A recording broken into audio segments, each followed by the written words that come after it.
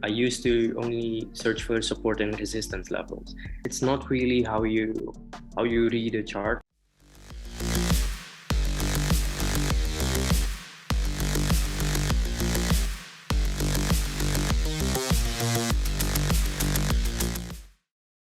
Okay.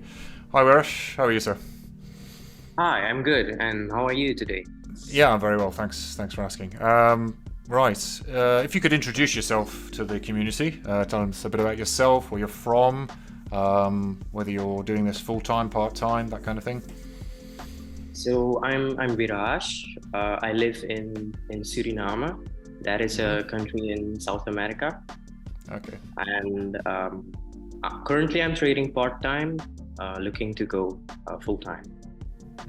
Okay. Yeah. Are you currently studying, or is this something that you're doing? I'm finishing my studies right now. I have been studying software engineering. Okay. So I just need to do my graduation now. It's almost done. Almost done. Yeah. And you're going to focus full time on trading. Right. Yes. Okay. Good luck. So you say your plan is to become a full-time trader. So this is obviously a long-term goal for you. So are you looking to trade a particular way? You're looking to trade particular sessions, particular instruments? What is your plan for this? Okay, so I try to stick to day trading. So my positions should be closed before the session ends, and this session is a New York session. But I'm also trying to see if I can wake up a bit earlier and try to trade London because I'm still part-time. So if I want to combine this with my job, then I should try to trade the London session too, because that's going to be before my regular job hours. Yeah, I was going to say that'll be early, your time zone, won't it? Yeah. Yes. My time zone is GMT -3, so then you can understand.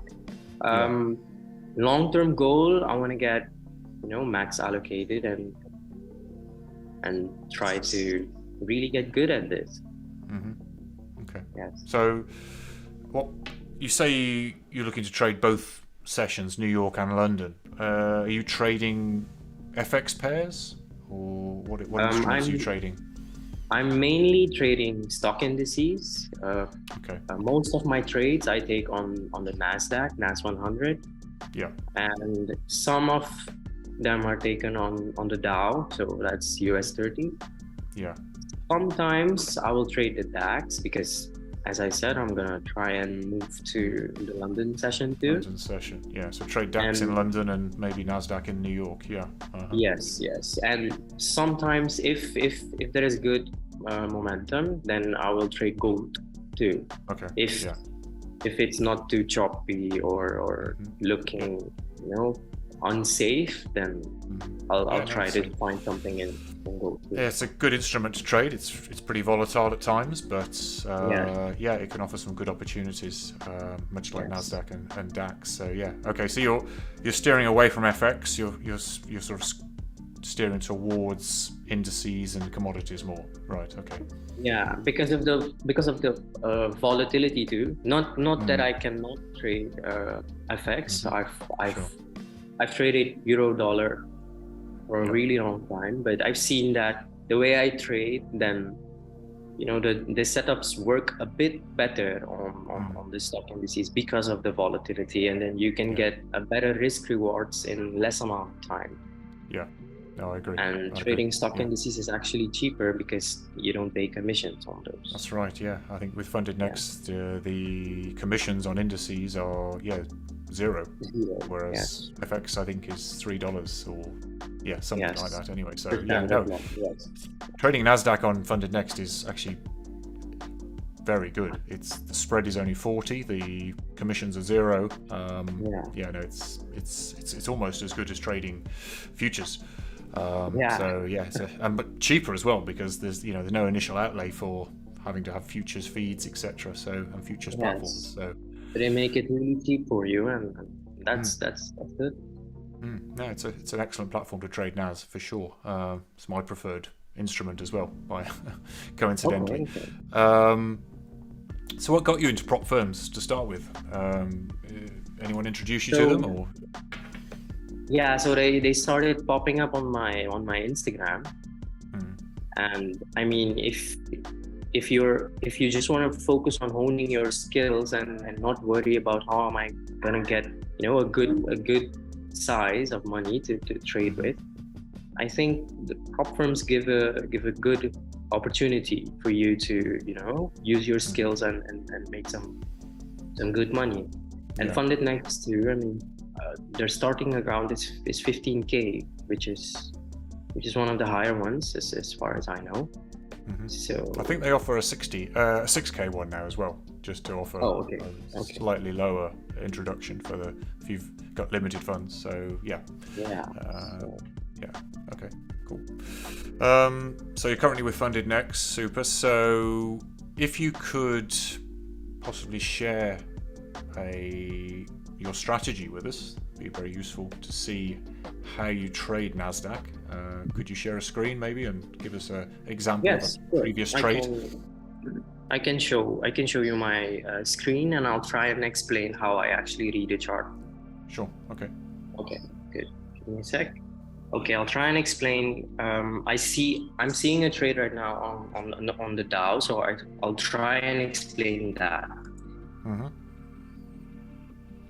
Okay, so the way I read a chart is I'll start on the daily, and then I'll try and understand what is actually happening here. So if I start looking from this candle on this red candle, I can see that there are consecutive bearish candles, like 4 consecutive bearish candles. Yeah. And then I see a doji here, and then another bearish candle. So now and over here, this one is also a doji candle. So my thesis would be that on this particular day, that price would start moving lower. At least that would be my thesis. I would have a bias in that direction. Okay, and then when that fails, then that means the market is going to go the opposite way. So that's a good parameter for me to understand. Okay, my bias is wrong, but this is the right one. So then I can easily switch, and then I'm not married to a bias, right? Okay. So that's how I get my bias that now I need to be long. So that daily candle has closed above the previous candle, your bias is now switched to bullish? Yes. Yeah. Okay. Great. So then, now that I have my bias, I try to drop lower. If you start looking from this bearish candle onwards, then I try to see, okay, this bearish candle, when it closed here, it did not have any follow through. Starting from this close on, whoever is moving price, they printed a bullish candle over here. So I need to take note of that and see the next bear candle, which is this one, is also being bought. It's also being followed by a bull candle. So that means that bearish candles are being followed through by bull candles, which also supports my bias that I need to be long, right?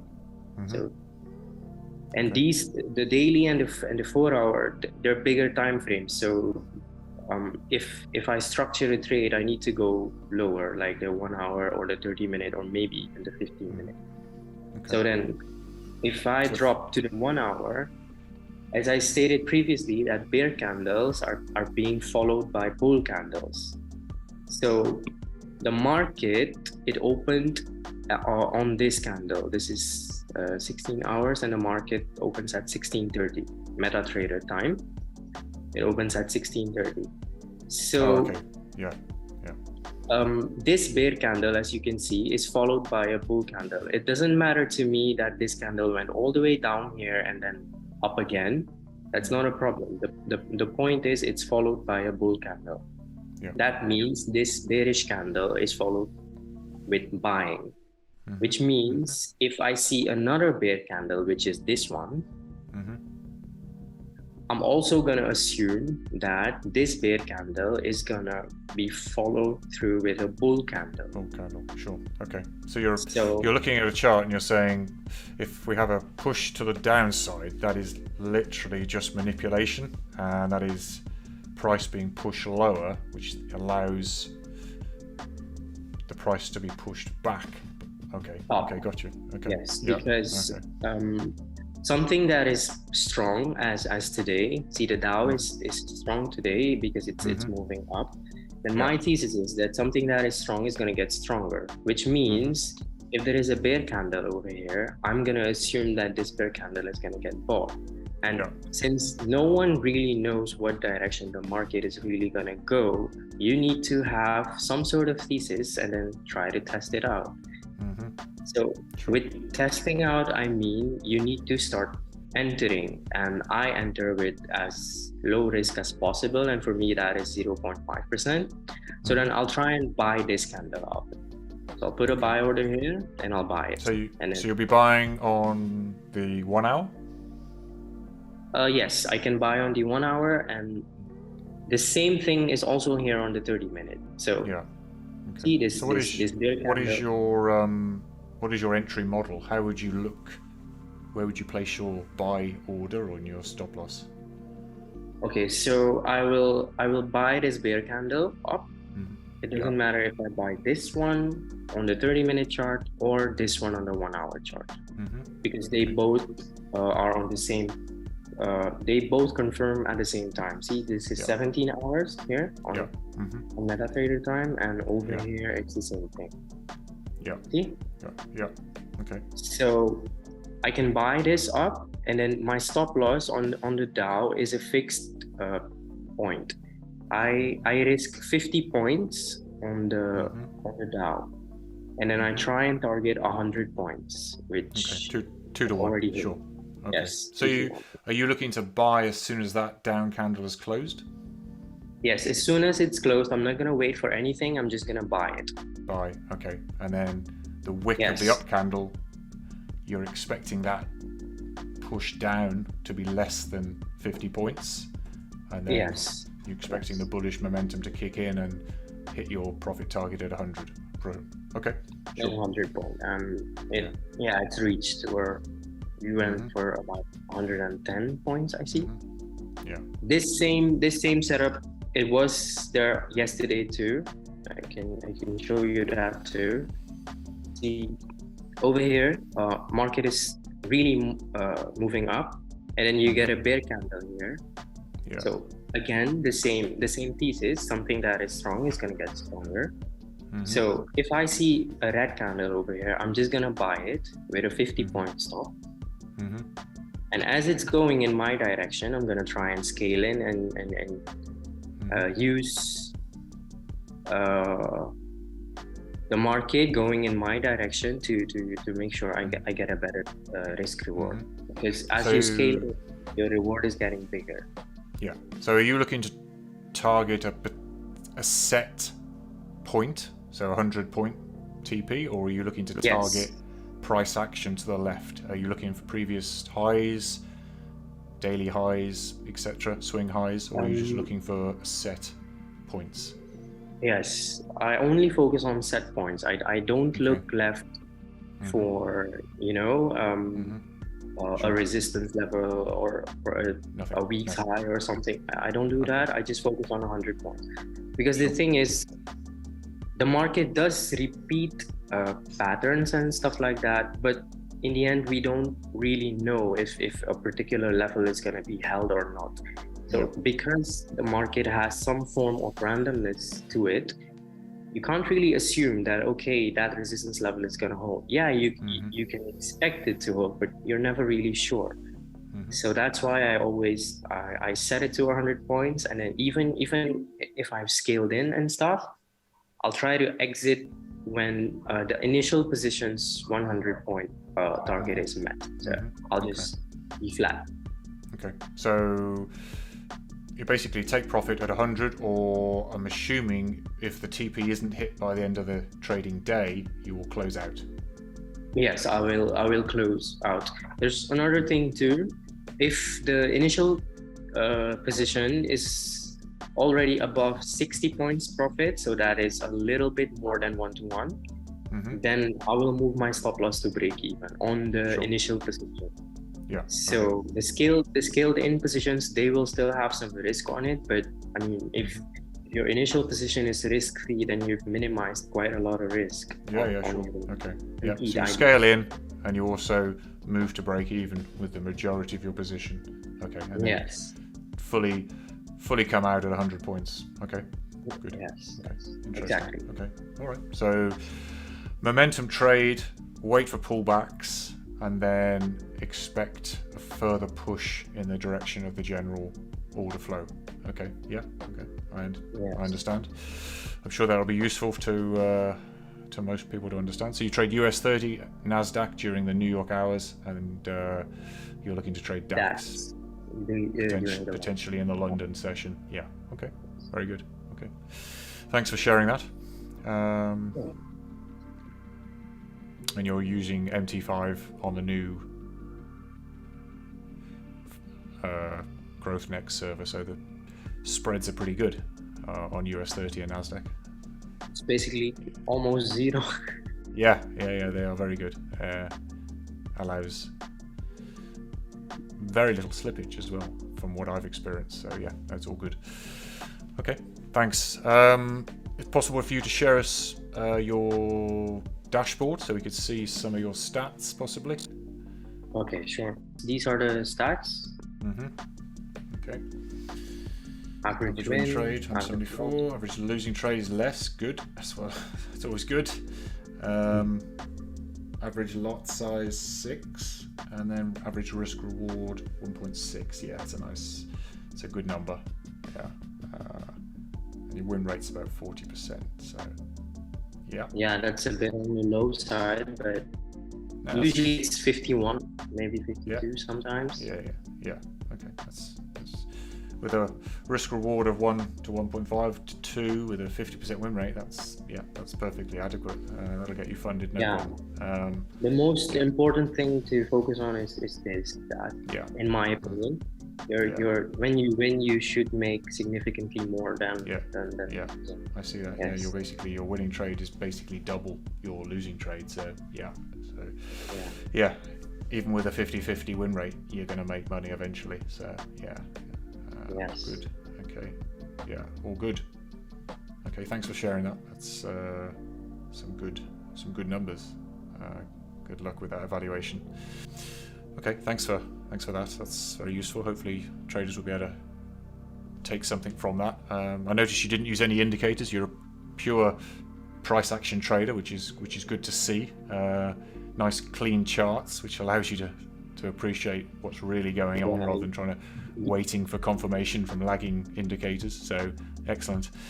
You don't need anything else, in my opinion. Just the cameras. No, that's right. You are totally right. There is no need for hundreds of indicators cluttering the chart. No, they're really just a distraction. Read the price action. Yeah. Okay. Thanks for that. So we talked about your risk reward. Basically, 1 to 2, 1 to 1.5. You're risking about 0.5% to 1% per trade. So you scale in, you scale out. So yeah, all good. Any more advice you could give to struggling traders? I mean, you've already given a lot of your good tips away, but anything else you could suggest to help? Sure. When you trade, in my opinion, it's not really how you read a chart. I mean, everyone has a different way of understanding how price is moving. They use different strategies and everything. But in my opinion, the main thing you should really focus at is your tendencies and how you behave when you are in a trade. Most people take impulse trades, or they get stuck in a trade that's not even their plan, or it's just a guess that they're trying to make. So really try to focus on how you behave and try to talk to yourself and limit yourself. to not be wild in the market in taking whatever you think should work. And then that also brings a mindset along that my trades are not working and I'm not gonna succeed at this and stuff. You should really focus on trying to observe yourself and then try to remove the things that keep you away from really executing your plan. Yeah, no, that's good. That's good advice. It's really psychological when you're in a trade, when you're managing it. Yeah. And the thing also with our brain is if we read a chart and we've noticed something, a particular setup or something that repeats. For example, when I started, I used to only search for support and resistance levels. But then you tend to only search for those levels that actually work. And you tend to automatically, you're not even conscious about it, but you're ignoring those levels that didn't work. And then when you step in the live market and you see a support or a resistance level and you draw it and then you take a trade and it fails, then you think, but how it didn't work. So try to observe yourself when you're really trying to get good at this. You should. It's really a fight with yourself. It's not the candles or the way price is moving. It's really you versus you. Yeah, it is. You're right. It is. It's when you're in a trade, it does really bring out the real person in you. Yes. It's very easy to say and tell people how to act, and it's easy to tell yourself how to act when you're not in a trade. But when you're in a trade, that's when the real you comes out. It's a different beast altogether. It is. It is totally. It's something which, you either face it full on and address the issues, or you will fail. It's a good experience. It is. I don't think there's anything else out there that can bring the real person out in anybody apart from that sort of environment. Systematic approach helps, of course, because then you can try and remove as much of the emotional, psychological stuff. But it's still something that you've got to struggle with yourself. And no, that's good advice. I like that. I mean, you can plan all you want, but if you don't really can control yourself to actually stick to that plan, then why did you even plan? Yeah, exactly. Yeah, I agree. Yeah. That's good. I like it. So I think that's some good advice. So any suggestions for FundedNext, how they could improve their offerings? Sure. The news rule. The news rule, yeah. Yes. There is one account I lost with FundedNext due to the news rule. Yeah. It was never read on anything. It's just the news rule. But I do understand that. I mean, news brings a lot of volatility with it. So completely get it. But I'm sure there is a way to.